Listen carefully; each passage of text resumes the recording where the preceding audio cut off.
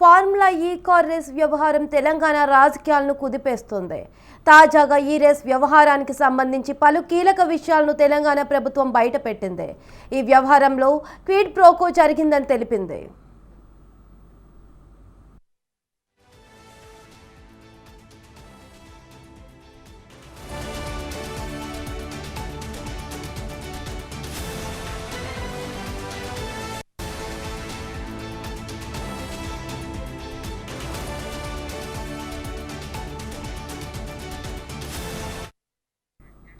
రేస్ను నిర్వహించిన గ్రీన్కో సంస్థ ద్వారా బీఆర్ఎస్ పార్టీకి కోట్లలో లబ్ధి జరిగిందని వెల్లడించింది.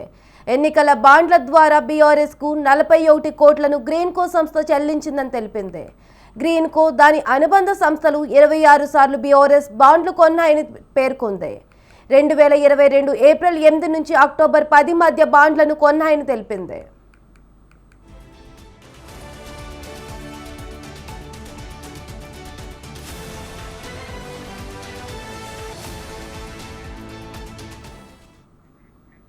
మరోవైపు ఈ కేసులో A1గా ఉన్న బీఆర్ఎస్ వర్కింగ్ ప్రెసిడెంట్ కేటీఆర్ ఈరోజు ఏసీబీ విచారణకు వచ్చారు.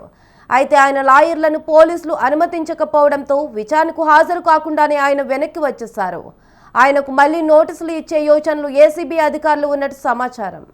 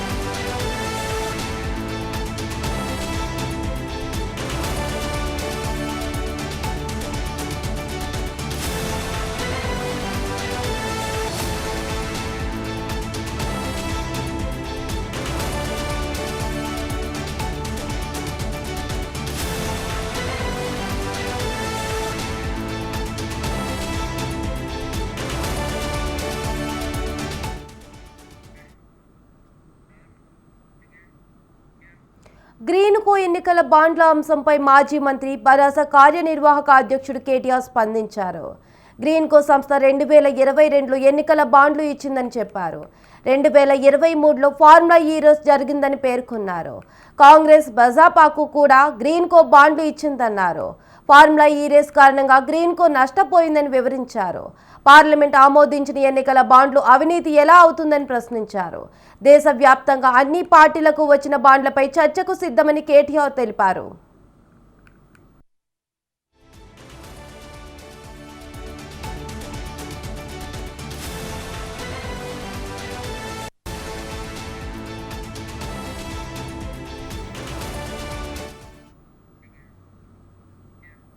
ఫార్ములా ఈ రేసు కేసులో విచారణకు గాను ఏసీబీ కార్యాలయానికి బీఆర్ఎస్ వర్కింగ్ ప్రెసిడెంట్ కేటీఆర్ వచ్చారు. తనతో పాటు లీగల్ టీంను కూడా తీసుకొచ్చారు.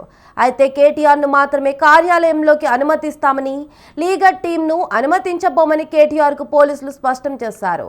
పోలీసులపై తనకు నమ్మకం లేదని, అందుకే లాయర్లను తనతో పాటు తీసుకెళ్తానని కేటీఆర్ చెప్పారు. అయినా పోలీసులు ఆయన లీగల్ టీంను అనుమతించేందుకు అంగీకరించలేదు. లాయర్లను అనుమతించాలని కోర్టు ఉత్తర్వులో లేదని కేటీఆర్కు పోలీసులు చెప్పారు. లాయర్లను అనుమతించకూడదనే నిబంధన ఎక్కడుందో చూపించాలని కేటీఆర్ అన్నారు. ఈ క్రమంలో పోలీసులకు కేటీఆర్ టీంకు వాగ్వాదం నడిచింది. ఈ క్రమంలో కేటీఆర్ ఏసీబీ కార్యాలయంలోకి వెళ్లకుండా అక్కడి నుంచి వెళ్లిపోయారు. ఏసీబీ ఆఫీసులో ఇవ్వాల్సిన స్టేట్మెంట్ను రోడ్డుపై ఇచ్చానని చెప్పారు. ఏసీబీ ప్రధాన కార్యాలయం వద్ద తన న్యాయవాదిని పోలీసులు అడ్డుకోవడంపై కేటీఆర్ అసంతృప్తి వ్యక్తం చేశారు. రాజ్యాంగంపై గౌరవంతో ఏసీబీ ఆఫీస్కు వచ్చానని అన్నారు. సినీ దర్శకుడు రాజమౌళి కంటే పోలీసులు మంచి కథలను రాస్తున్నారని ఎద్దేవా చేశారు.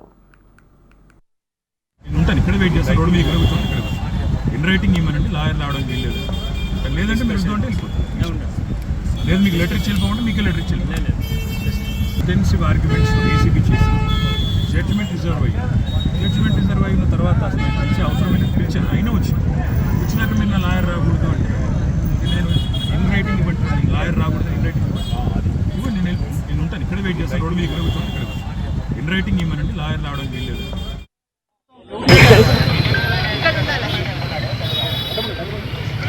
నా ప్రాథమిక హక్కులకు కూడా భంగం వాటిల్లకుండా చూసుకోవాల్సిన బాధ్యత నా మీద ఉంటుంది.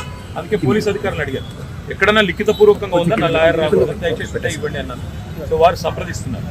నేను ఇక్కడ కేవలం ఇవాళ ఏసీబీ ఆఫీస్కి పోయి మీకు ఏం ఇన్ఫర్మేషన్ కావాలి బ్రో? నన్ను వాళ్ళు అడుగుతున్న ఇన్ఫర్మేషన్ మొత్తం గవర్నమెంట్ దగ్గర ఉంది. నేను తీసుకున్న నిర్ణయం ఏదన్నా ఉంటే మినిస్టర్గా తీసుకున్నాను, గవర్నమెంట్గా తీసుకున్నాను. అట్లాంటప్పుడు నా దగ్గర ఉన్నదని సమాచారం వారు ఏదైతే అపోహపడుతున్నారో అదంతా మీ దగ్గరనే ఉంది. ఈ వాదన అంతా కూడా నేను ఆల్రెడీ కోర్టులో చెప్పాను. కోర్టు ఆల్రెడీ తీర్పు రిజర్వ్ చేసి హైకోర్టు మీద ఉన్న గౌరవంతో, చట్టాల మీద ఉన్న గౌరవంతో, రాజ్యాంగం మీద ఉన్న గౌరవంతో నేను ఇక్కడికి వచ్చానని చెప్పాను. వారు మరి ఏ కారణం చేతనో నా లాయర్ నాతో రాకూడదు అంటున్నారు. మరి ఒక పౌరుడిగా నాకు నా లాయర్ను వెంటబెట్టుకుని విచారణలో భాగస్వామ్యం చేసే అధికారం నాకు ఉందని నేను అనుకుంటున్నాను. లేదు అని వారు అంటున్నారు. భారత రాజ్యాంగం నడుస్తుందని నేను అనుకుంటున్నా.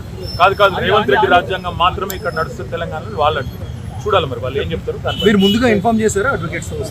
బ్రదర్, వాళ్ళు హైకోర్టు తీర్పు రిజర్వ్ చేసిన తర్వాత కోర్టులో చాలా గంటల వాదనలు వాళ్ళు వినిపించారు ఏసీబీ తరఫున. ఇవాళ కొత్తగా మళ్ళీ ఇప్పుడు శోధించేది సాధించేది లేదు. రేవంత్ రెడ్డికి మాట్లాడుతున్నారో మరి ఇంకా డీజీపీకి మాట్లాడుతారో ఎవరికి మాట్లాడుతారో తెలియదు. వాళ్ళు ఏం చెప్తారో దాన్ని బట్టి నా తప్పు అనుమతి లేదు అనేది తప్పు. మొన్న పట్నం నరేందర్ రెడ్డి మీద ఏ కుట్ర అయితే వీళ్ళు చేసిండ్రో, ఆయన ఈయని స్టేట్మెంట్ ఇచ్చినట్టు పోలీసు వాళ్ళు ఏదైతే దొంగ స్టేట్మెంట్ సృష్టించి ఆయనను నన్ను బద్నాం చేసే ప్రయత్నం చేసిండ్రో అది జరగకూడదన్నదే నా తాపత్రయం. అందుకే లాయర్ ఉండాలని నేను కోరుతున్నా. లాయర్ ఉంటే వాళ్ళకి అభ్యంతరం ఏందో నాకు అర్థమైతే లేదు. ఏమైనా కానూను ఉందా చూపెట్టు, కాగితం చూపెట్టు, కాగితం చూపెడతాను. పిలవండి అని అన్నాం. ఒకవేళ కాదు అని అంటే మేము స్టేట్మెంట్ ఇస్తాం, దాంట్లో ఇదేం లేదు.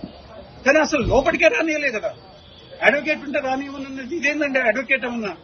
అడ్వకేట్ అని అంటే officer of the court. Their duty is to uphold the legal process.